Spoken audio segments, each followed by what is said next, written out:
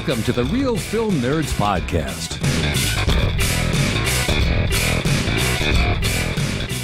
Good day, everyone, and welcome back to another incredible, exciting, scrumdiddlyumptious episode of the best podcast on earth, hashtag PodBlessed, the Real Film Nerds. Wow. How's that for an intro, Mike? That's pretty amazing. I mean, I know we were hashtag blessed, but wow, that was really good. Happy New Year, everyone. Hashtag PodBlessed. You're the one that came up with that. Yeah. Yes, we are pod blessed. So yes, Happy New Year, everyone. My name is Matt. I am your host, as usual. My other host, my co-host, my brother in arms, my brother in lightsabers, Mysterious Mike Talent, as you have heard. Yes. Man, I'm looking forward to what the Real Film Nerds is going to expand to in this next year. I'm very excited. Yeah, what are we going to expand to? Because that's news to me. Well, I feel like we're always, evolving and changing and, trying to hone our podcasting skills. Okay. All right. I'll go along with that. I thought you were talking about your little bundle of joy that's on his way, Mr. Maximus. No. Because it's going to be a while till he can talk on the pod, Mike. I'm sorry.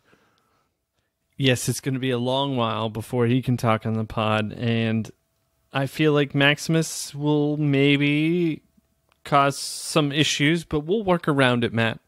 I don't need to work around it. You need to work around it. I'm golden. I'm not breeding. Yeah, I know. Yeah. We'll figure it out, Matt. So, all right, I'm just going to get this out right off the bat. Sorry, we are slacking a little bit. The holidays are screwing us all up. I will do my best to get this edited and up. But yes, we are recording on New Year's Day. Happy 2020. Woo! 2020. God, I feel old. Dude, all these things were supposed to happen by now. I'm supposed to have flying cars. This is supposed to be a different world. I'm very upset. I agree. I think we should write a letter. I've watched all these sci-fi movies from the 80s, and they were like 2015, 2020, and I got nothing. Well, think about this. The original Blade Runner is now in the past, Mike. Man. I just wanted to be able to say, enhance. Right? Just that alone would help. I would love that. Hey, I also want dinosaurs. I would like some dinosaurs. Where's my Jurassic Park? I don't know if that's a good idea, but yeah, why not? Whatever. Let's do it. Okay, I at least want a lightsaber. Oh, yeah. Yeah. Let's do that. I don't need the Millennium Falcon. Yes, it would be nice. I'd like to have a TIE fighter. That would be cool, too. But at minimum, I would like to have a lightsaber. All right. Well, Matt, I think we should get to the movie that we're reviewing. Damn it. All right, fine. Anyways, Happy New Year. Welcome to 2020. The start of the Real Film Nerds' second year? Third year. February. Third year, dude. February will be the start of our third year. Yeah. February 14th, Valentine's Day. Ooh, that might be a tough one to record on, Mike. Might be a tough one. Might be. Yeah, because that weekend I might be photographing a bunch of cheerleaders, too. So. Ooh, terrible. It's going to be rough, man. It's going to be real rough. It's always rough. It's a long day. It's like a 16-hour day. Okay, anyways, back to the topic. Welcome to episode number 153. Today we are talking about a film that is rumored to be nominated for lots of Academy Awards. It is a interesting film. It's a good film, but it's not an incredible film in my book. I think Mike liked it more than me, but that is Adam Sandler starring in Uncut Gems. Mike, give us the rundown. All right. So this was directed by Benny Safdie and Josh Safdie. Written by Ronald Bronstein and Benny Safdie and Josh Safdie. Starring Adam Sandler, Julia Fox, Kevin Garnett, Idea Menzel, and the story is about addiction, but not to drugs or alcohol, to the adrenaline rush on winning high-stakes gambling bets.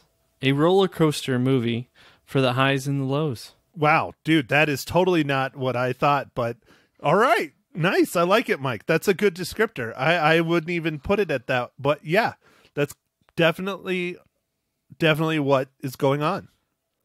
Oh, you wouldn't have described it as, like that? I didn't think of it as addiction, but now that I'm thinking about it, that's a very good, apt descriptor for it. Because honestly, his character can't stop. As you find out. Oh, no. I believe it's totally about addiction and the different things, but this movie is about like a gambling addiction.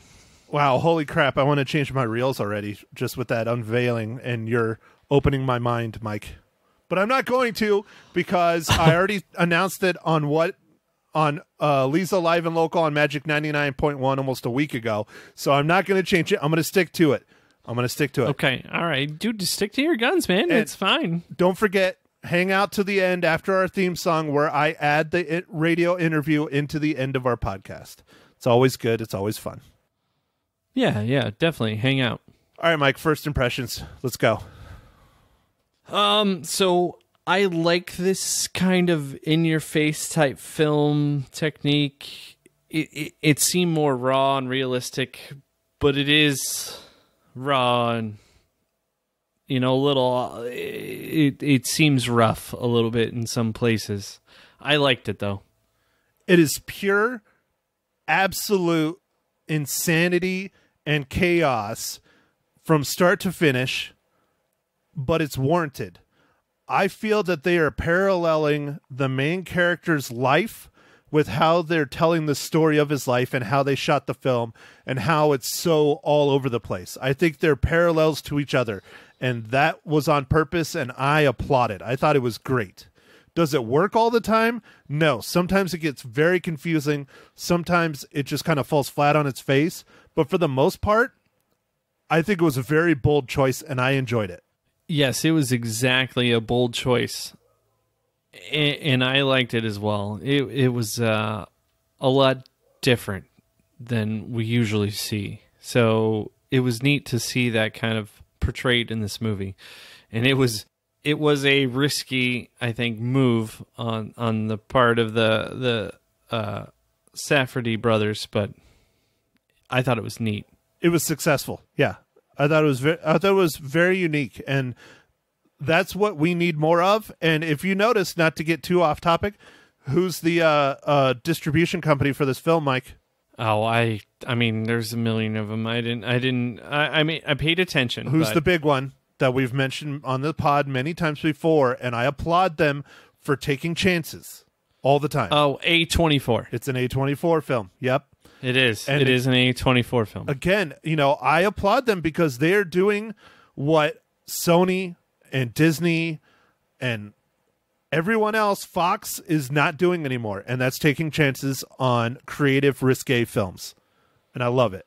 Well, there used to be more of a, I forget what the Fox creative one was called, but there was like a Fox Searchlight. Yeah, Fox Searchlight. And then there was like a Miramax used to exist, but I don't even think they exist anymore. I think they got eaten up in takeovers and who knows what.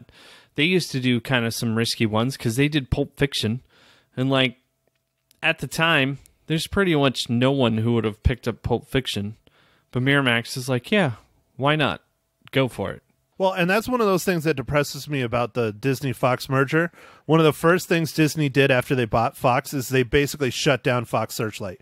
All the projects that they were working on, they stopped, and most of the employees, they laid off, which I just thought was horrific. Because we need more production companies and studios like this that are willing to take a risk and willing to lose money to bring more creative films out so that it expands what the audience sees instead of the same packaged. Nothing's wrong with it. You and I, we love blockbusters. We love all Marvel movies. We love Disney. We love all that stuff.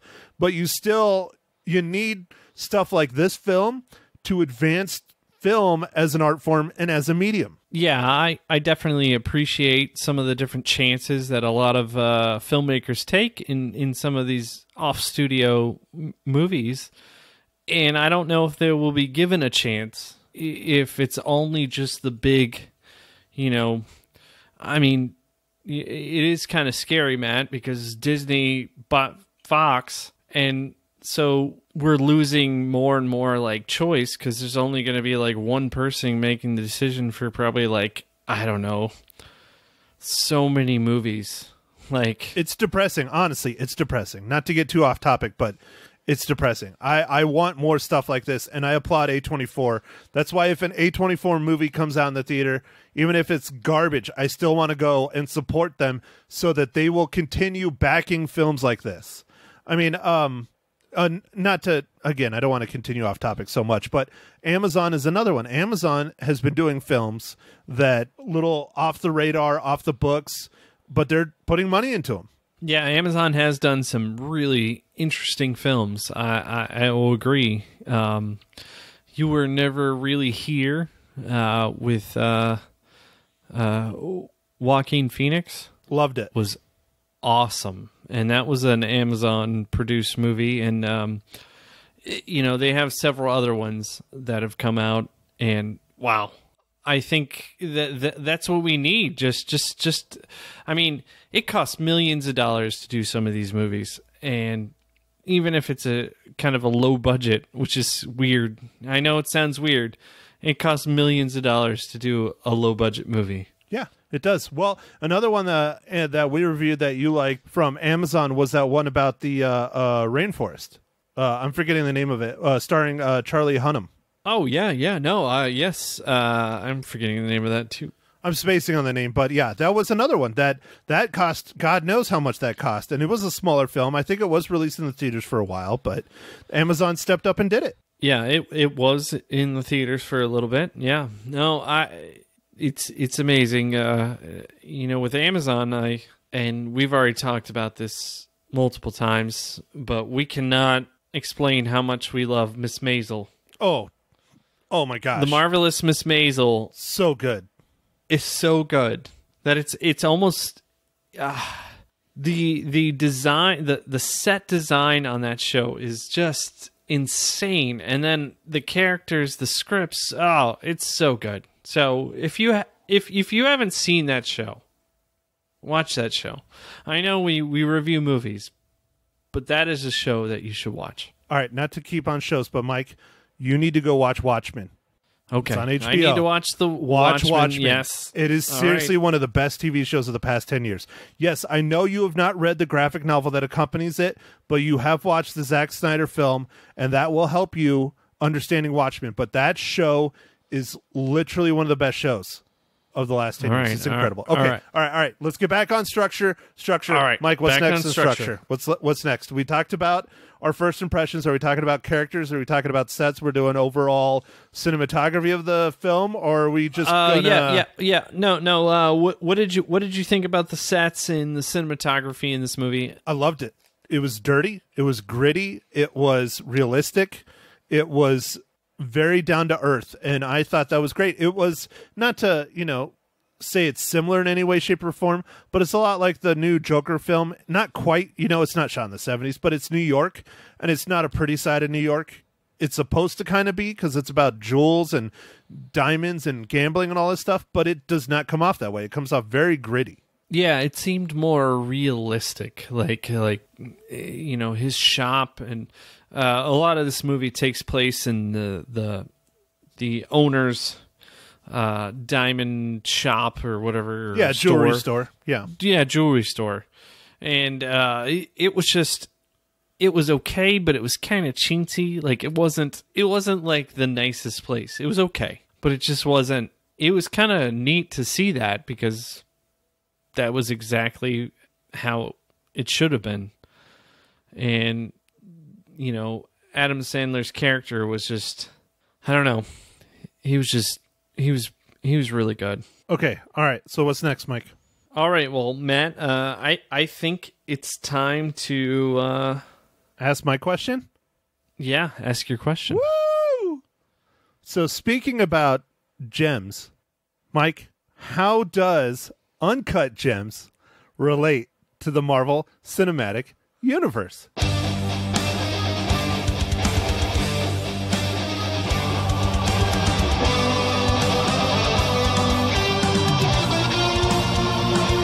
Well, thanks for asking, Matt.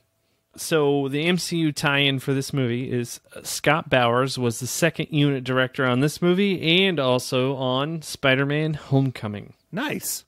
Okay, so for those of you who do not know, gems, the original Infinity Stones in the comic book are not called stones, they're called Infinity Gems. So that's where that gag came in. Sorry, I'm a nerd. I know. No, that's pretty awesome. That's still awesome. Okay, Mike, so spoilers, or are we doing your segment? Oh, no. We need to find out, Matt, what you're drinking.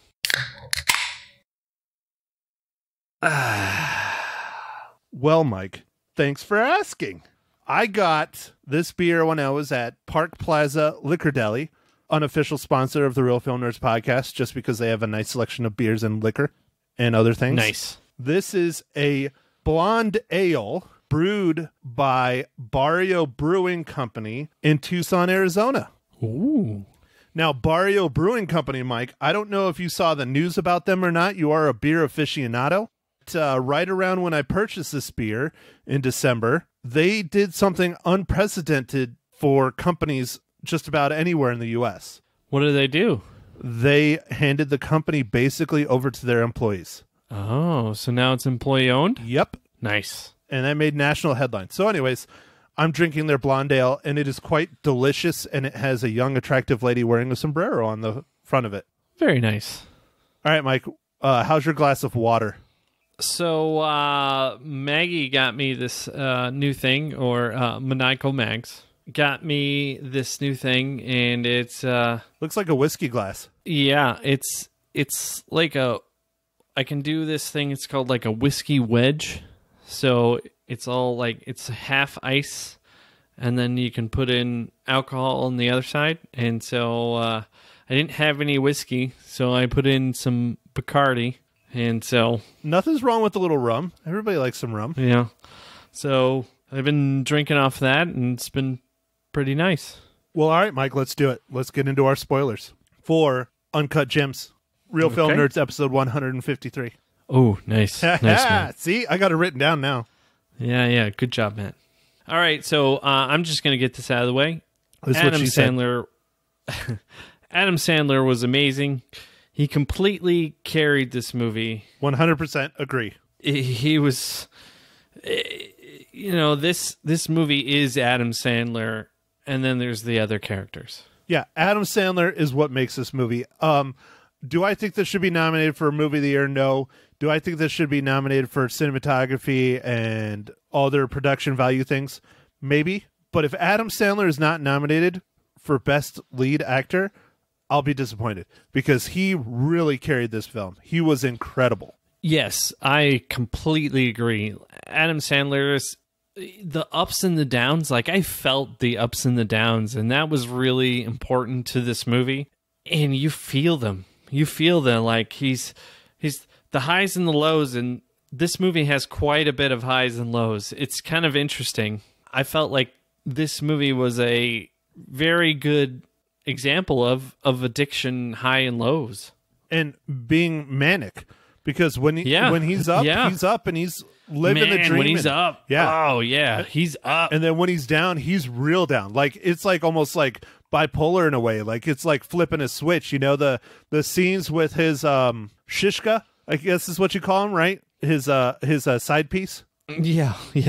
Like when he catches her with the dude and all that. I mean, there's no in between. It's no like I'll discuss it later. It's screaming at the top of their lungs from there on out until they're away from each other. Like it's straight up manic bipolar craziness. It's quite incredible.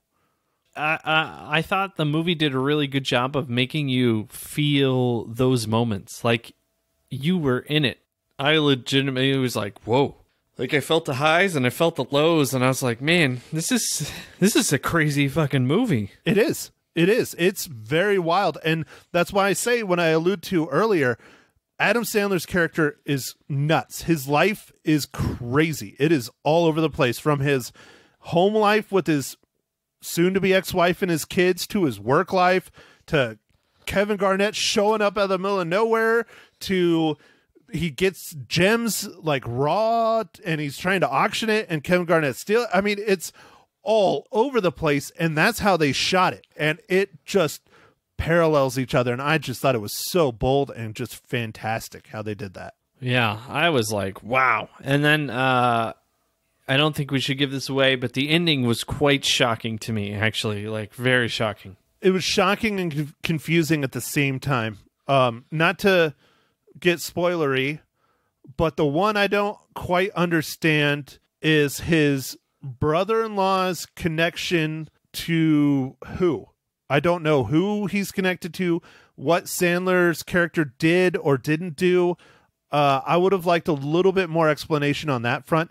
But again, being an independent, that's kind of what they do. They leave a lot of shit open-ended. Yeah, no, I mean, I would have liked to know what was going on with the his girlfriend. What would you call her? What did you say? Shiska. You had a name. It's Shiska. Yeah, that's like a Jewish like side piece like terminology thing. All right, so his Shiska. Yeah. Was there's a couple interactions with somebody weird at the casino, and I'm like, how the heck did that happen? They don't explain anything. I feel like there's something cut that like would have made that more explainable, but it's okay. I mean, I've actually been to that casino. Really? Which is funny. Where's that casino? I went, it's in Connecticut. Connecticut? Yeah. That's cool. I had no idea. Yeah. That explains the helicopter.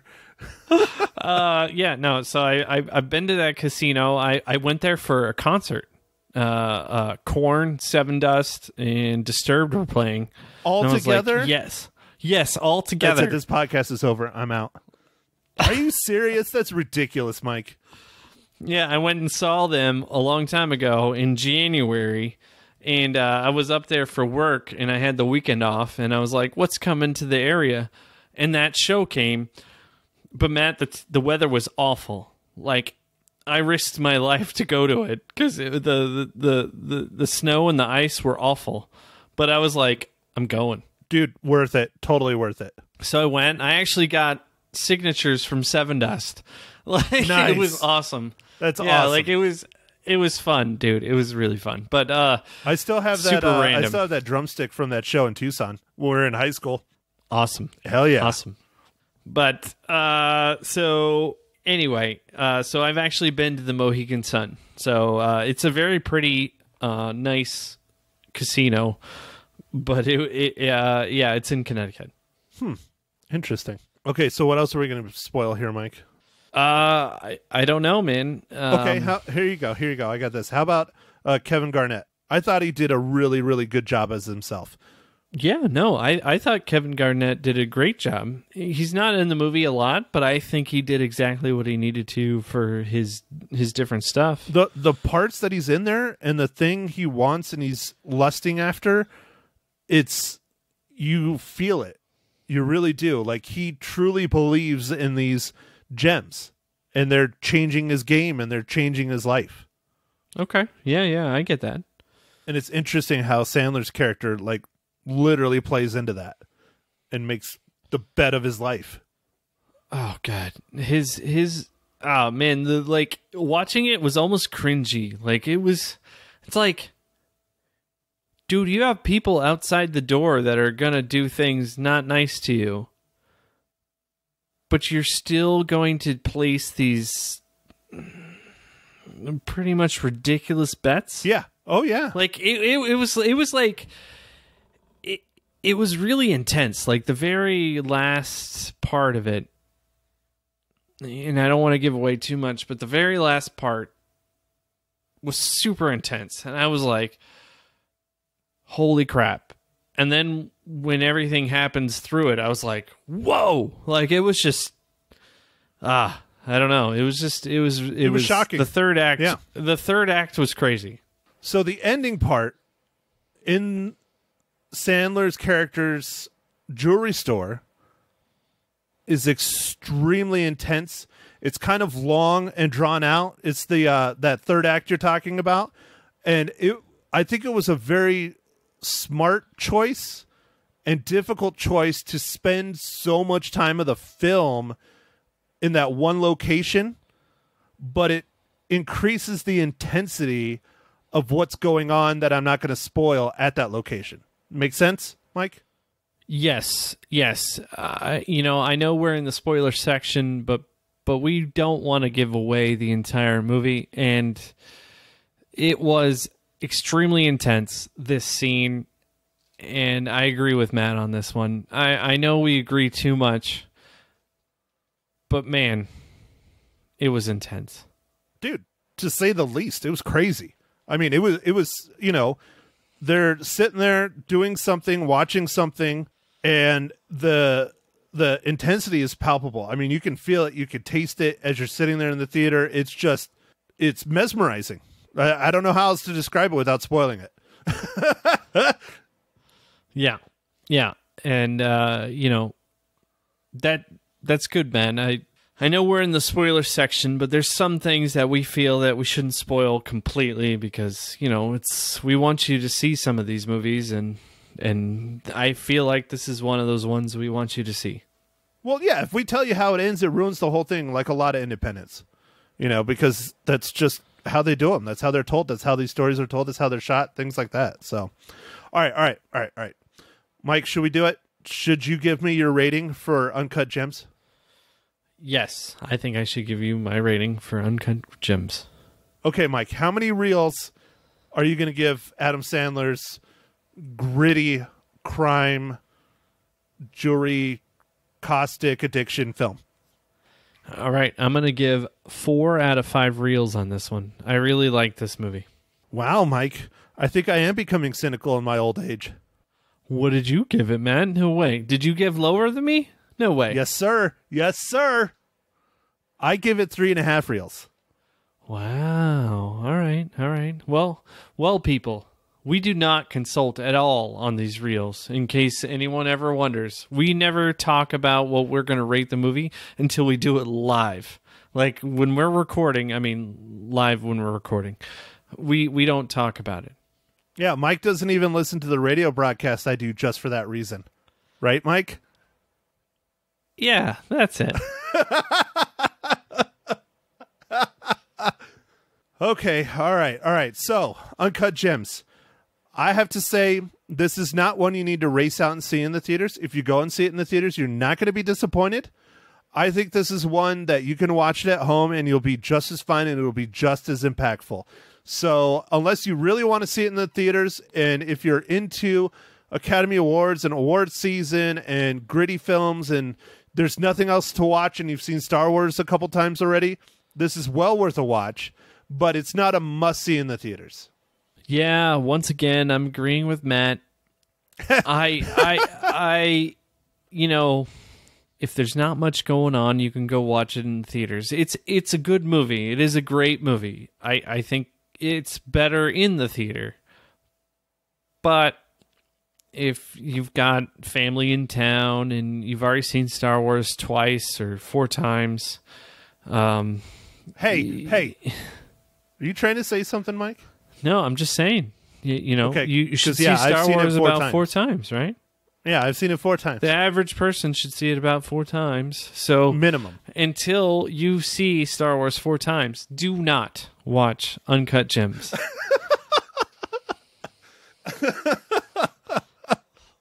I like that, Mike. I like that. No, just kidding. But it is a good movie.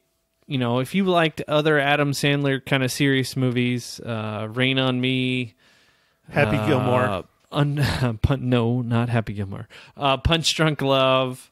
There's another Billy one. Madison. Spanglish. No, not Billy Madison. Jesus. Come on, man. We're trying to recommend the kind of movie. Okay, fine. I'll stop. Now it stops. Seriously, who doesn't love Happy Gilmore? I mean, Jesus, that movie's amazing. No, Happy Gilmore is one of my favorite Adam. It is my favorite Adam Sandler movie. I love it. Yeah, dude, it's one of my favorites too. All right, Mike. So, what movie are we talking about for next week's pod?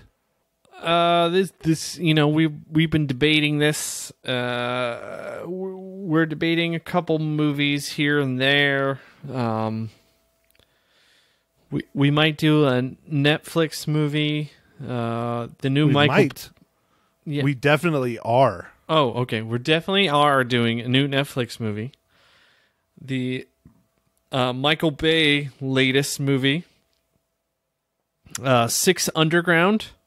Starring Ryan Reynolds. Yes. Melanie Laurent, Manuel Garcia Rolfo. Yeah. So look forward to that.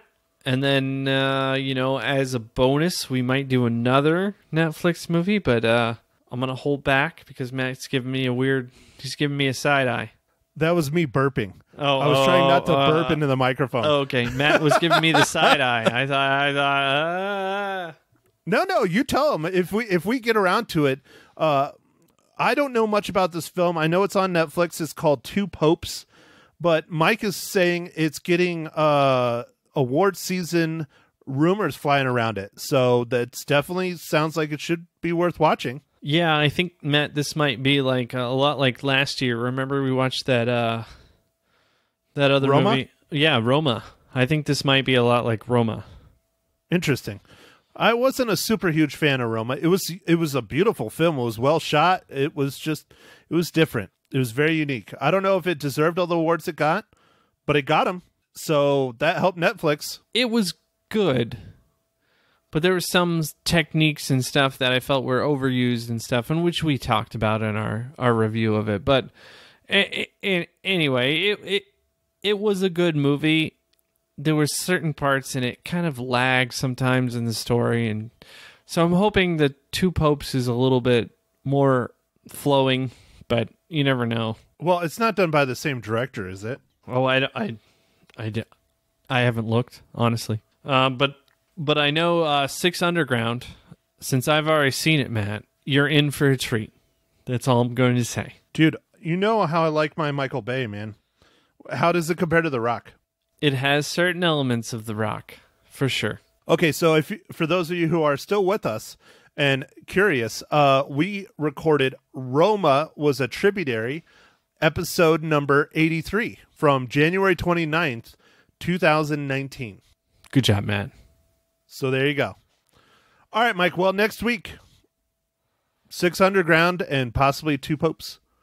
I don't know if we'll do like one big pod or if we'll do two separates. We'll do two separates. We could do like 2 30 minutes or 2 15s or whatever. So, yeah. Go see Star Wars again. Woo! Yes. Remember, if you haven't seen Star Wars 4 times, you can't go watch any other movies. Yeah, and that comes down from the highest of the highest. That's from J.J. Abrams himself. Awesome. We love you, JJ. Thank you for saving Star Wars. Awesome. Well, hey, thanks everyone for listening. And I think we'll catch you on the next pod, and look forward to talking to you a lot more in the new year. Don't forget to like, subscribe, share, rate, review, social medias. It all helps us out. If you don't want to do anything other than listen, then do us a favor and leave us a nice iTunes review. That's our goal for 2020. We want at least one more iTunes review. All right. Sounds good. Please review us on iTunes, at least one person. Thank you for listening to The Real Film Nerds. Now don't forget to follow us on Facebook, Twitter, and Instagram at Real Film Nerds. Now go out and catch a movie.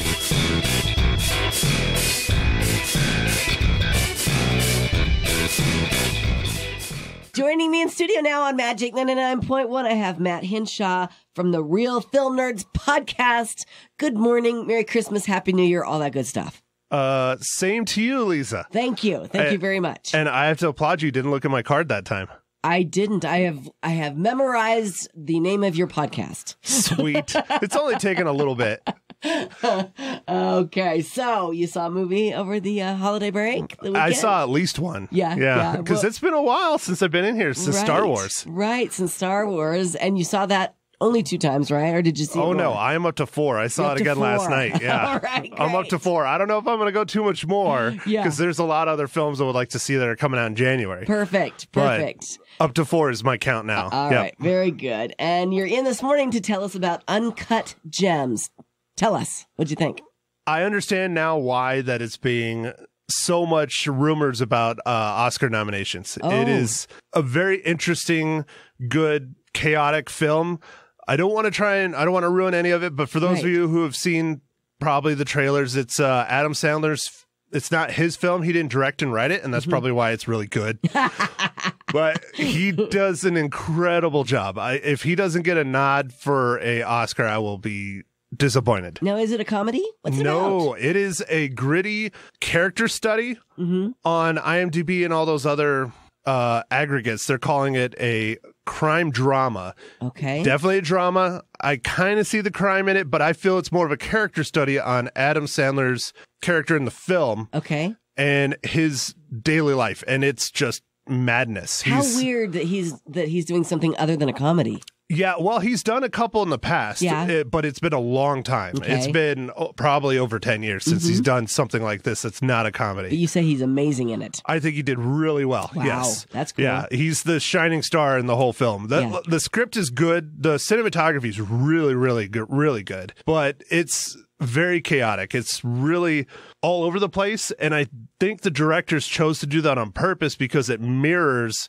the life of the main character. Okay. So interesting. It's not a must-see in theaters unless you are big into the Academy Awards and really big into movies, because it's just a drama. There's no big action. There's nothing that makes you want to go, I have to hear this in Dolby Atmos and I have to watch this on a 10-foot screen or 20-foot screen or whatever. Right. So it's not a must-see in the theaters unless movies are your thing. Right. All right. Very good. How many reels are you going to give it, Matt? I give it 3.5 out of 5. 3.5 out of 5. Yeah. All right. Yeah. You want to tell me why? Only 3.5? Because the chaos. The chaos. Yeah. It catches you off guard here and there. Okay. So you don't really start understanding what's going on until towards the end of the movie. All right. And then it ends like a lot of independents do. It leaves you going, okay. I hate that. So there's like some of the villains, you're not sure where they came from or why. You find out one of them. Kevin Garnett, the basketball player's in it. He plays himself. It's really unique. He does a really good job. Yeah. I liked that a lot.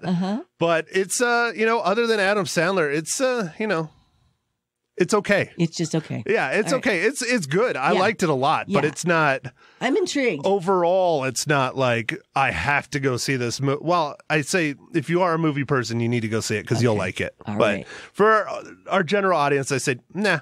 Yeah. Okay. Not a must. That's a fair review. I appreciate it. You can catch Matt's podcast, Real Film Nerds, anywhere you can listen to podcasts. Yep. Spotify, YouTube, iTunes, Apple Podcasts, Google Podcasts, whatever. Okay. All right. Everywhere. Thanks for coming in, Matt. Thanks, Lisa. You're welcome.